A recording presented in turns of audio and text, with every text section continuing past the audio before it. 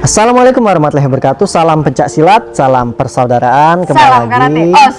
Wah, ini Gitu. menarik ini. Langsung ada interaksi ini. Iya dong, Jadi, kamu kalah sama silat soalnya. Oke, ini menarik ya. Kembali lagi dengan saya Denny Apsani dan Saya Maya Seva. jadi kalian anak karate harus tahu ini sama Mbak Maya. Mbak Maya ini adalah atlet pelatnas juga ya. Iya. Walaupun kecil-kecil gini, dia udah pelatnas loh. Juara PON juga nasional.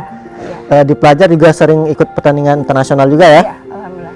Dan saya juga akan menanyakan tentang stuntman. Beliau ini adalah stuntman-nya tim Wise Wise Team. Team, Terbalik gitu. Wise Team. Wise Team. Jadi satu tim lah sama Bang Iko ya. Iya betul. Jadi kapan ya saya bisa vlog bareng Bang Iko ya? Bang Iko mau nggak nih? Ngarep banget ya ke Kak Iko ya, sama pesilat apalagi ya. Iya, sampein dong ke Bang Iko. Bang Iko mau nggak buat konten bareng saya nih? Tuh Kak Iko ditantangin mau bikin konten bareng sama Denny untuk anak-anak silat di seluruh Indonesia. Jadi gitu. mengedukasi konten-konten pencak silat teman-teman dan terutama buat saya sendiri juga. Iya nih. betul. Banyak sekali yang request Bang Denny ke Bang Iko Wise dong. Oh gitu. Jadi teman-teman banyak request, cuma dari saya juga pengen banget. Jadi sekalian mungkin bisa sampaikan sama Bang Iko ya. Semoga Bang Iko juga ngeliat dan bisa memberikan motivasi juga untuk anak-anak pesilat di seluruh Indonesia. Betul. Oke, saya mau bertanya ini. Apa tuh? Siap tanya nggak? Kalau tanya jodoh nggak siap? Jomblo nggak nih? Aduh, jangan ditanya itu, udah keren gini nggak usah nanya tentang hati-hati lah. Kali aja ada yang mau CUD ini. Oh gitu. Dipikir jualan kali CUD gitu kan. Aduh. Mbak Maya ini atlet karateka ya. Dan juga stuntman Wise Team. Saya pengen nanya di stuntman-nya dulu ini. Oke. Gimana sih bisa tergabung dengan Wise Team atau dengan rombongan Bang Iko lah itu pertama kali? Apa langsung masuk karena atlet langsung diterima atau ada castingnya juga? Oh gitu. Oke, aku jawab ya. Nah untuk pertama kali aku tuh punya kesempatan karena temanku memang dia tuh kerja di film, terus kenal sama Kak Iko. Nah dari situ aku dikasih tahu kalau misalkan ada film yang lagi casting nih. Aku ditawarin, Mai mau casting nggak? Aku langsung jawab enggak. Karena aku tuh paling nggak mau casting untuk yang acting nangis atau apapun itu tuh udah males. Tapi ternyata dia bilang, enggak kok, ini castingnya sesuai sama passion lo seorang atlet, lo karate, lo cuma nunjukin kemampuan lo aja sebagai seorang atlet karate gitu kan. Sampai akhirnya, serius nih bener, ya udah. Akhirnya cobalah aku ikut, datanglah ke GOR Cempaka Putih waktu itu. Di situ ada casting, ternyata di sana bukan cuman kayak gue peragain kemampuan gue sebagai seorang karate. Ternyata ada koreografinya yang harus aku hafalin dan aku harus bisa ada partnernya juga. Itu susah karena aku kan masih bener-bener buta tentang perfilman gitu kan, koreografi film fight. Berarti itu kayak gimana? Sangat berbeda jauh antara dunia perfilman dengan dunia pertandingan. Beda banget. Apalagi orang fight bener kita ya. Iya, beda banget dan dia pasti punya tekniknya tersendiri gitu, punya teknik dan triknya sendiri. Nah, aku pertama kali itu cuma ngeliat, terus aku coba pelajarin sama orang yang memang udah pada terbiasa lah jadi stunt. Sampai akhirnya aku ikut sama perempuan juga dan ya gitulah ya, mungkin nggak enaknya kalau misalkan casting itu selalu mempunyai pengalaman-pengalaman yang tidak menyenangkan tentang respon-respon mereka yang kayak ngelihatnya tuh kita tuh apa sih, kok lu kayak gitu sih, lu nggak bisa ya, nggak apa-apa, jadi kayak dikucilkan gitu kan. Nggak cocok gitu ya. Nggak cocok. Dalam hati kan kayak, ya elah gini doang, lu kan stan, gue kan atlet gitu. Ibaratnya kadang juga suka kesel kan dari diri sendiri. Sampai akhirnya perempuan pada nggak ada yang mau karena aku mukul tuh los terus, sampai akhirnya membahayakan lah untuk mereka. Sampai akhirnya aku ditegur sama ada salah satu lah dari mereka yang bilang, nggak bisa kayak gitu mbak, itu mah nanti yang ada malah kita kena kayak gitu. Udah deh nanti aja sana dulu. Sampai akhirnya aku nggak ada yang mau sama aku gitu. Udah aku akhirnya latihan sendiri sampai akhirnya tank masuk semua. Diliatin langsung sama Kak Iko dan timnya ya Kak Iko. Aku nggak ada temennya nih, aku mau coba ngomong sama yang cewek tadi, sama gue yuk gitu kan. Tapi lu jangan kenceng-kenceng ya, tau kayak gini-gini. Wah, aku dari tadi udah nahan emosi, kesel lah. Jadinya aku kayak, nah ya udah kalau nggak mau digituin, lemah banget kayak gitu. Jadi ego seorang atletnya tuh keluar gitu. Udah akhirnya Fighternya keluar banget ya. Aku nggak bisa, panasan kan orangnya. Udah akhirnya adalah timnya Iko yang malah mau nemenin aku ngajak gitu. ngobrol. ngajak ngobrol dan dia udah sama gue aja gitu. Akhirnya oke, di situ aku ngelampiasin lah emosi-emosi aku, bener-bener aku banting tinggi. Dan ya udah, partnernya cowok berarti? cowok. Jadi aku memang lebih suka banget sparring sama cowok daripada sama cewek gitu. Lebih apa ya, lebih greget gitu, lebih enak, lebih lepas. Lebih lepas ya. Lebih lepas. Jadi kalau sama cewek masih nahan-nahan kayaknya. Iya, kadang kan karena kita memang gitu. petarung asli, bukan Iya, bener, petarung dunia mungkin perfilman ya. Dan bertarungnya dengan manusia, bukan dengan benda mati gitu. Jadi kalau misalkan sparring sama orang tuh lebih greget sama laki gitu, karena kadang aku sukanya kalau sama laki tuh dia juga kadang nggak tegaan, dan kita juga jadi ngerasa nggak di apa ngerasa namanya, diremehin juga. nggak dirasa diremehin. Oh, dia perempuan jadi kita cuma segini, enggak. Enggak gitu Apalagi juga. teman-teman aku semua udah tahu. Udah tahu lah ya. Jadi awal mulai di situ sampai akhirnya alhamdulillah selesai casting, aku ditarik sama timnya Iko Uwais untuk gabung lah, sama-sama belajar menjadi stunt dan talent di situ gitu. Jadi setelah pasangannya sama cowok baru diterima nih. Iya, jadi mungkin maksudnya aku punya kemauan keras juga di situ ketika ya, aku dia melihat juga melihat aku tuh memang aku buta, aku nggak ada apa-apa, cuma aku bisa basic, aku ada seorang atlet yang maunya dikerasin gitu, nggak mau dilembekin gitu. Jadi dan dari situ udah ikut latihan bareng-bareng, dan itu latihannya bener-bener beda banget sama seorang atlet kayak kita ya. Atlet kayak kita tuh latihannya memang udah ada programnya dari pelatih gitu kan, tahap persiapan umum dan segala macamnya. Sama di film pun akan ada persiapannya sebelum mereka produksi. Gitu ya? Ada banget persiapannya itu juga latihannya guling-gulingan, terus dengan banyak latihan fisik juga. Iya, fisik juga pasti. Dan properti mereka yang mereka pakai adalah yang bohong-bohongan. Yang untuk film kan namanya koreografi kan. Pasti goloknya juga bohongan, seperti apa, nanti teknik megang golok juga seperti apa yang biar terlihat di kamera. Jadi sekarang udah bisa belum main golok nih? Susah, itu masih dia, belajar. masih belajar kalau untuk ke sana gitu. Tapi untuk teknik-teknik pukulan itu udah lumayan lah. Korea sudah bagus ya sekarang. Alhamdulillah. Tapi tetap itu dia. Masih belajar mungkin mereka perlu tahu juga teknik-teknik yang memang dari koreografi dan atlet kayak kita ini bedanya tuh, misalkan gini kakak. Kakak kalau mukul cepet kayak gimana? Pukul ke arah sasaran muka. Sini. Ya, lurus. Nggak apa-apa, cepet aja. Gitu. Kayak gitu kan. Nah kalau di film tuh nggak bisa kayak gitu, karena itu di kamera jadi terlihat cepat, malah terlihat tidak terekam. Kelihatan jelek malah ya. Iya, jadi nggak ada seninya. Kelihatannya nggak nyata, justru malah kita yang nyata. Jadi harusnya tuh ditarik dulu baru pukul. Nah, jadi kakak jadi bisa ada reaksinya. Ada reaksinya. Reaksinya pun nggak cuma gini. Kalau misalkan di aslinya kakak pukul. Ini aslinya. Ini asli, kakak pukul cepat. Sep. Kita kan langsung kan cepat. Tapi kalau di kamera, ayo kakak pukul kayak tadi. Sat.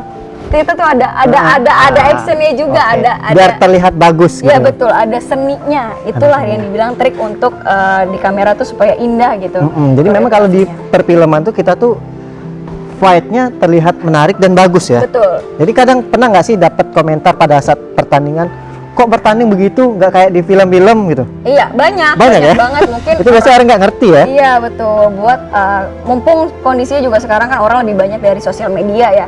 Kita cobalah membuka wawasan ya untuk orang-orang di seluruh Indonesia yang memang bukan bela diri. Jadi orang awam. Iya, orang awam yang nggak ngerti bela diri, karena di film ataupun di bela diri itu sendiri sebagai artis kayak kita gini tuh beda banget gitu. Jadi untuk kebutuhan trik kamera dengan prestasi itu beda gitu, jauh bedanya gitu. Jadi namanya pertarungan nggak ada yang bagus-bagusnya ya? Betul. Gimana caranya nonjok gitu?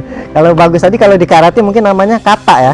Iya, kalau seni itu kata. Kalau di pencak silat namanya seni. Oh gitu. Jadi semua ada bidangnya masing-masing. Betul. Dan kita juga jangan saling meremehkan, karena kita fokus pada bidang kita masing-masing. Kalau misalkan saya fight dengan seni-seni, jadi semuanya itu bagus, tapi jangan saling membandingkan juga. Itu nggak bagus. Cuma semua itu bagus pada bidangnya masing-masing. Punya kelebihan masing-masing lah pada umumnya kayak gitu. Jadi misalkan orang fight belum tentu bisa ke seni, dan seni juga belum tentu bisa ke fight. Betul banget. Dan ada juga mungkin yang multi talent bisa semua ya. Iya benar. Oke, jadi sekarang udah masuk ke tim ya? Alhamdulillah udah masuk ke tim, cuma masih belum ada pengalaman lagi untuk ke film selanjutnya. Nah, terakhir ikut main film apa nih? The Night Come For Us. Mungkin nanti bisa dilihat cuplikannya nanti. Berarti udah selesai filmnya ya? Udah. Cedera ada nggak di dunia stuntman ini? Kalau di dunia fight pertandingan mungkin banyak ya? Pasti Nah, kalau stuntman gimana nih? Kalau stand sih alhamdulillah kemarin safety sih kita Aman ya? karena memang aman, karena kita memang kan dipersiapkan pakai pelindung segala macamnya tuh aman. Jadi jangan takut ya. Nggak takut sih, paling tinggal mental aja. Semua Mental. sih mental, mau jadi stand, mau jadi atlet itu semua balik lagi ke mental. Betul. Kalau kemauan mental kalian juga besar, kalian nggak akan takut apapun yang ada di depan kalian, kalian hajar aja gitu. Apalagi seorang fighter ya, mau dia terjun ke dunia film, disuruh gini-gini, ya go Ayo- aja ayo gitu, aja gitu. lakuin aja karena kita profesional gitu. Betul. Oke, luar biasa ya. Aku nanya tentang karate nih. Oke. Oke, pengalaman pertama ini kapan sih pertama kali ikut karate itu dan terjun di dunia atlet itu bagaimana pertama kali itu? Pertama kali itu aku karate karena memang di SD ku itu dia lapangannya sewain karate dan dari awal emang udah ngeliat kayak keren banget sih nih, pada guling-gulingan, pukul-pukulan, emang udah arahnya tuh jadi fighter gitu, bukan emang yang seni-seni gitu.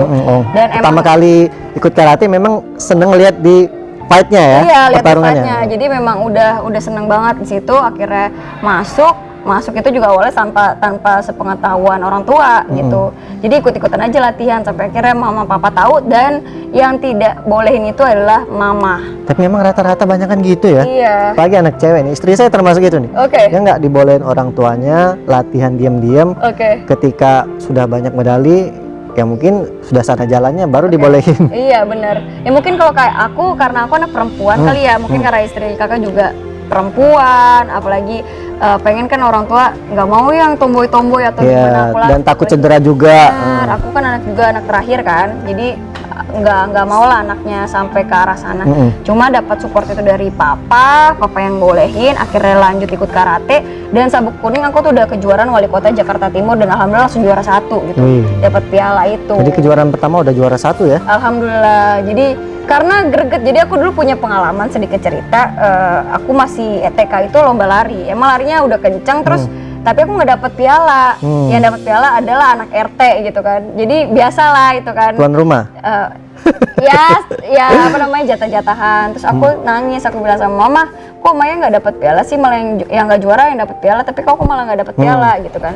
Terus mama cuma jawab, ya udah nanti aja mama beliin piala bekas ya. Sampai seperti itu gitu. Biasanya di dekat rumahku ada tukang abu gosok gitu yang gitu. ngebawa piala bekas. Piala bekas kayak itu. Ya apaan aja gitu yang rongsok-rongsokan dibawa gitu kan. Sampai akhirnya ya udah mah nanti beliin ya. Udah tercetus itu. Terus akhirnya ditungguin, gak lewat-lewat lagi, nggak ada lagi piala, dan akhirnya aku ikut karate, alhamdulillah langsung juara. Aku cuma bilang mama, nih mama nggak usah beliin Maya piala lagi karena Maya udah punya piala sendiri. Jadi gitu. sebenarnya perjuangannya itu lebih luar biasa, kita mendapatkan piala itu sendiri ya, Iya, betul. dibanding misalkan dikasih aja, ini piala buat kamu. Iya. Dengan kita berjuang mendapat piala dari hasil kita itu Iya, luar biasa ya. Betul, kan proses ke arah sana juga kan nggak mudah, dan Nggak mudah. ketika kita mendapatkan itu, biasanya ketika mendapatkan kita hanya bersyukur doang gitu. Apa yang kita pencapaian kita sekarang ini, ya alhamdulillah kita nikmatin sendiri, bukan untuk disombongkan ataupun untuk diberitahukan ke orang luar kalau misalkan kita tuh begini loh, begini. Enggak seperti itu sih, lebih kayak yang ya bersyukur aja, alhamdulillah bisa melewati masa itu dan sampai ke titik ini gitu. Nah, luar biasa ya. Nah, untuk masa pelajarnya sudah ikut pertandingan internasional apa aja nih?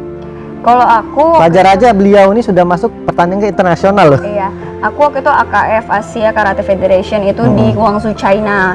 Pernah di Malaka Malaysia, cuma memang belum pernah mendapatkan medali. Cuma di umuran aku yang segitu, aku udah bersyukur banget ke titik itu gitu. Paling tidak aku sudah merasakan Ada pengalaman. Iya, pengalaman yang luar biasa, sampai akhirnya ya berada di titik itu juga nggak mudah gitu. Tolak ukur prestasi kita bukan dilihat dari ketika kita ikut kejuaraan itu kita harus langsung juara, tapi di mana kita memang menjalani proses itu ketika kita kalah sampai akhirnya sekarang yang akan kita petik gitu hasilnya gitu. Jadi nggak cuma mata-mata dari kejuaraan itu harus juara, berarti kalau nggak juara berarti lo jelek ataupun lo nggak bagus, prestasi lo gini-gini aja, nggak gitu sih. Prosesnya itu luar biasa menuju ke sana ya. Betul. Nah, pertama kali masuk timnas atau pelatnas itu kapan? Yang junior apa yang senior? Yang junior dulu deh. Yang junior itu 2010 yang tadi Guangzhou China. Kalau 2011 maaf. Kalau yang senior itu aku di Uzbek 2017 enggak 2015 aku menang di Thailand juga, dapat perunggu. Oh, jadi 2015 itu sudah masuk Udah. ke timnas ya? Udah. Ini beliau ini juga atlet SEA Games juga kemarin ya. Terakhir 2019 ya? 2019. Meraih medali perunggu. Medali perunggu, Luar biasa. Itu gimana sih pertama kali ikut ke SEA Games? Gimana perasaannya? Perasaannya senang banget, haru, maksudnya perjalanan aku yang aku impikan selama berapa tahun lamanya untuk masuk ke tim nasional itu tersampaikan gitu, sampai ke titik itu gitu. Dan aku memang kalau dilihat dari sebelumnya banyak aku juga wawancarain juga, Mai, targetnya apa sih games gitu kan, ini kan SEA Games pertama. Aku nggak muluk-muluk, aku cuman minta di saat di pertama SEA Games aku ini aku pulang dengan membawa medali, apapun medalinya aku sangat mensyukuri. Pokoknya itu. kita bermain terbaik aja Ya, gitu terbaik aja, pokoknya pulang dengan tidak tangan kosong, apapun yang Allah kasih rezekinya itu untuk aku akan terima gitu. Oh, Yang luar pasti biasa. aku nggak dengan tangan kosong dan terkabul, alhamdulillah mendapatkan medali perunggu. Sebenarnya kalau untuk kita mencapai sudah tingkat internasional atau SEA Games itu aja itu udah luar biasa loh, Iya, apalagi betul. bisa mendapatkan Iya, medali ya. benar. Karena kita prosesnya itu untuk melewatin orang se-Indonesia. Iya, benar banget. Kita melewatin seprovinsi aja itu sudah berat ya, Benar. apalagi sudah ke seluruh Indonesia. Makanya Jadi kadang suka sedih juga mungkin karena ada yang banyak bilang ada yang orang yang belum berhasil di SEA Games tapi mereka, oh lu nggak juara di SEA Games tuh kayak menganggap mereka tuh segampang itu bisa masuk SEA Games iya, ya. mereka kayak nganggap ya, lo biasa aja ya, kok lo nggak menang sih, kok gitu aja nggak menang. Nggak mudah untuk sampai ke titik itu tuh, nggak akan mudah. Sampai juara pun alhamdulillah itu juga nggak mudah, perjuangannya banyak faktor yang membuat kita juara tuh juga banyak faktor, bukan cuma dari usaha kita aja gitu. Ya betul, jadi kayak kata Mbak Maya nih, kita nih bela diri ini adalah olahraga tidak terukur, jadi apapun bisa terjadi di gelanggang. Kita tidak bisa memastikan kalau kita ini juara terus. Betul. Apapun bisa terjadi, misalkan kita cedera, Betul. sakit ya, Benar. kondisi nggak fit itu mempengaruhi. Ketika tiba-tiba hilang konsentrasi itu kan juga salah satu Iya. gimana cara kita ngebalikin konsentrasi kita di saat di lapangan. Kadang gitu kan suka ngeblank, suka aduh gue mau ngapain lagi. Ketika kita ngomong aduh mau ngapain lagi, kita tiba-tiba nggak kelihatan lawan udah nyerang kayak gitu. Iya. Itu konsentrasi penuh juga harus dibutuhkan lah gitu untuk seorang bela diri. Ini pesawat ya? Iklan dulu bentar. Pesawat. Nah jadi teman-teman, kita nggak boleh saling meremehkan ya. Betul. Nilai itu jangan cuma hasil doang, prosesnya menuju sana tuh susah. Dan kita olahraga tidak terukur ini ya tidak pasti kita juara terus. Yang Betul. pasti kita akan memberikan suatu hal yang terbaik. Betul. Apapun hasilnya, ya nanti lihatnya ya. Benar. Jadi bukan dinilai karena dia nggak juara tapi dia tidak bisa memberikan yang terbaik untuk yang mereka bela, entah itu daerahnya ataupun bangsanya. Cuma ya itu dia proses yang mereka lakuin udah sangat panjang untuk sampai ke titik itu untuk mencapai prestasi. Gitu. Yang pasti kita tidak mau juga namanya kalah kan. Iya, benar. Kita pasti Siapa berjuang siapa tuh kalah. untuk menang, Benar. tapi nggak tahu kalau hasilnya itu beda. Benar. Lu Gitu, luar ya. biasa ya. Atlet Indonesia. Wih, Garudanya sama nih. loh, lambangnya Ini loh. ada pengalaman nih saya. Garudanya sama. Jadi buat teman-teman ya, nggak segampang itu untuk mewakili Indonesia. Kalau menurut kalian gampang, coba kalian jadi seperti kita, bisa nggak Betul. gitu? Jadi di sini kita tidak menunjukkan siapa jati diri kita, siapa hebat enggak, Benar. tapi kita lebih berbagi pengalaman, betul. sharing Sharing. ilmu ya. Oke, terima kasih buat Mbak Maya ya Iya, sama-sama atas Kak. pengalamannya. Nanti saya pengen lihat latihan-latihannya, boleh kan nanti ya? Boleh Oke. banget nanti. Oke, terima kasih, sampaikan salam saya juga buat Bang Iko Wise Oke, ya. nanti disampaikan Kak Iko. Bang Iko. collabs-nya. Saya mau collab sama Bang Iko nih ya. Semoga Mau diajarin juga nih. terrealisasikan gitu ya. Amin, mau diajarin juga koreo-koreo sama Bang Iko juga. Benar. Dan bisa lebih tahu banyak lagi tentang film, mungkin di Bang Iko nanti Dunia bisa perfilman, sharing-sharing gitu. ya sharing-sharing dunia perfilman dengan dunia pertandingan gitu kan. Benar. Oke, terima kasih ya buat Mbak Maya ya. Ya, sama-sama. Jadi saya akhiri, wassalamualaikum warahmatullahi wabarakatuh. Salam pencak silat, salam saudaraan. Gimana? Salam karate. Os. Bye bye. Bye.